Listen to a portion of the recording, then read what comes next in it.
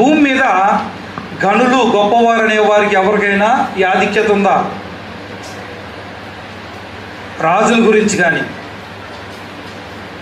Politicians గురించి కానీ, తత్వవేత్తలు, philosophers, మొత్తం ఎవరైనా సరే, కవులైనా సరే, ఎవరైనా సరే, వారికి ఇటువంటి ఇంట్రడక్షన్ ఉందా? ఏది?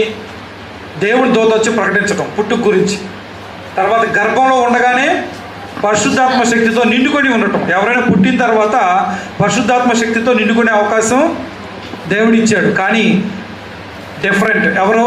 యోహాను, బాప్తిస్మం ఇచ్చే యోహాను తల్లి గర్భంలో ఉన్నప్పుడే పరిశుద్ధాత్మతో నిండుకొని ఉన్నాడు. అందుకే యోహాను ఏమై ఉన్నాడు? దేవుని దృష్టిలో గొప్పవాడై ఉన్నాడు. తర్వాత